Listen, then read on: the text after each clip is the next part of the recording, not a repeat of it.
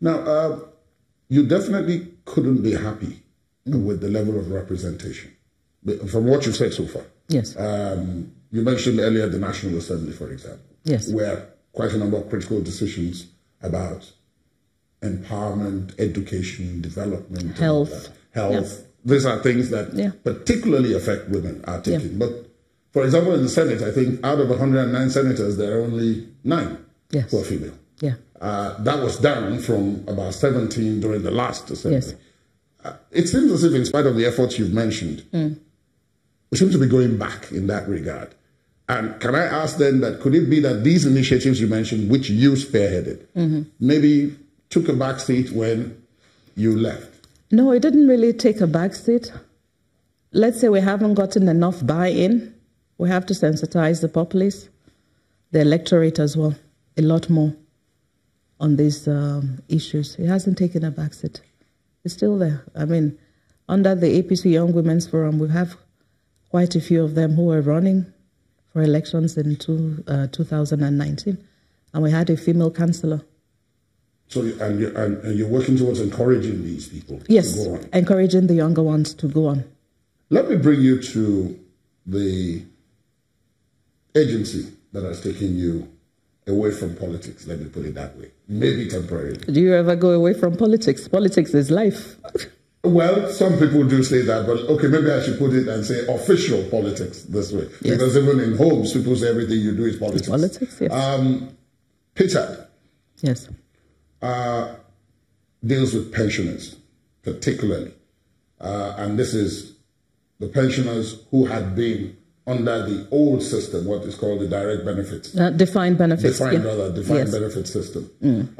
Because those who are currently in work and maybe those who have more recently gotten in are under the contributory pensions. Precisely. Now, pensioners are known to be very reliable voters. And therefore, they will play a very critical role in the coming elections. Yes. It's part of the reason why we said we would like to speak to you. Yes. Because the agency's work will impact on the success of the government or otherwise. What's been happening in the sector since you took over in this agency? What's been happening? Well, we've been righting the wrongs of the past. We inherited Pt.2 with a myriad of problems, backlog of complaints, backlog of arrears that hadn't been paid, backlog of pensioners waiting to be payrolled.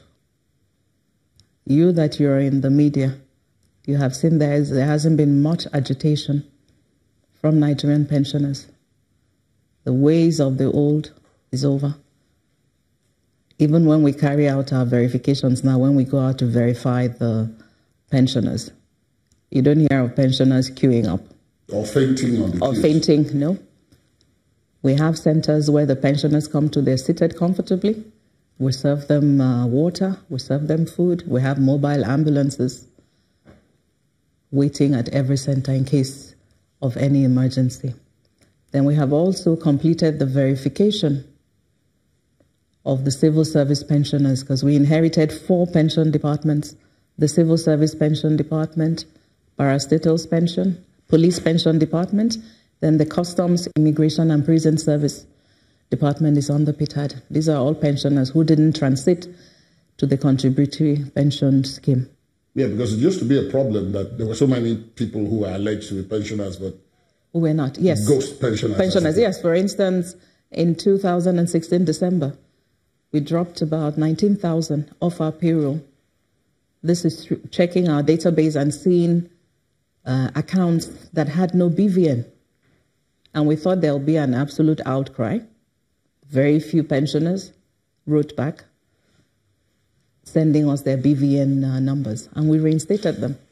A larger number are still off the payroll. Then also, after we completed the verification for Civil Service Pensions Department, this we did from 2015 to 2017, 24,000 that did not come up for verification, we took off the payroll. Those who were genuine pensioners, once they write in, we put them back on the payroll. Then we also have the issue of the privatized agencies. That's another The ones which were owned and operated by government. By government. Like NEPA, for example. PHCN. PHCN. As it became. Yes, like Delta Steel, like Nigeria Airways, like NITEL. And I'm glad to say that one of the achievements of PTAD is that we were able to verify over 4,000 pensioners of Delta Steel Company in Alaja that was privatized in 2005. So you can imagine the state of those pensioners all these years waiting for their benefits. Because to me, it's the greatest social injustice is not to pay a worker his pensions after retirement. We have now verified them. Over 3,500 are going to be payrolled. That brings me to the issue of the corruption in the system, which you talked about at the beginning. Yeah. Where you said you inherited a mess. I'm quoting you now. Yeah. One would wonder that, I mean, if you're talking about pensioners, really, yes, they are some of the most ordinarily painstaking, articulate, because I've attended verification exercises. You'll be surprised that they have all their documents, some laminated, and so on. They're very meticulous with those documents. So I wonder how it is possible for executives to make a way with their resources. Okay, that was in the past, before we had the Government Information Payment System, GIFMIS, where our payments are now automated. PTAD does not maintain any commercial bank account. The only bank account we maintain is the TSA account with the Central Bank of Nigeria. And the payments to pensioners are made directly into their personal bank account. From that account? From that account. So there's no human handling of cash. In the past, these monies were lodged. The Treasury released the money. The agencies will lodge these monies in commercial bank accounts.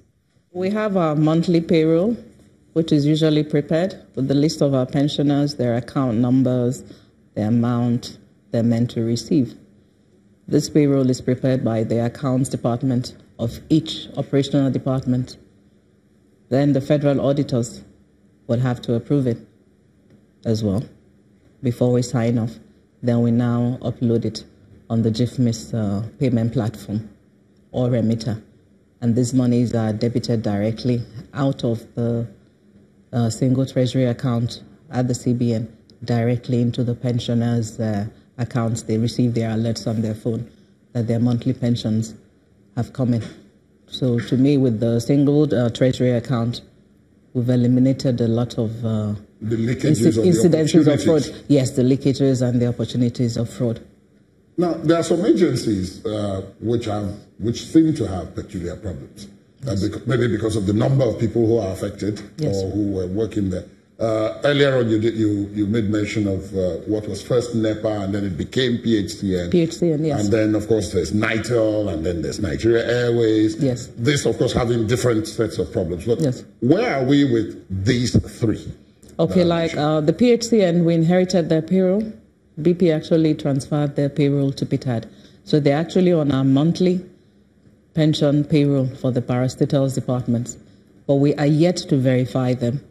And we hope to conclude the verification for PHCN so that we can know the actual liability for government before the end of 2018. At the worst case scenario, probably in 2019, as funds are released to us for verification. For NITEL, we have carried out the verification of NITEL, and we have verified over 13,000 NITEL pensioners. We're now in the process of computing their payments. After the computation of payments, we now put them on the payroll. We just concluded the computation and payrolling of Delta Steel, about 3,500 pensioners of Delta Steel. Nigeria Airways, we're still in talks with the Ministry of Aviation and Ministry of Finance for the verification of Nigeria Airways pensioners. We are yet to verify them. But they've been handed over to PTAD. Yes, PTAD got the approval from the Ministry of Finance to verify and payroll Nigeria Airways. Then we have met with BPE on the issue of Nigeria Airways. so that we're advised and giving all the relevant documents and salary charts that we usually need for the computations of these payments. Like for majority of the privatized agencies, we don't work in isolation in the computations. We work closely with BPE.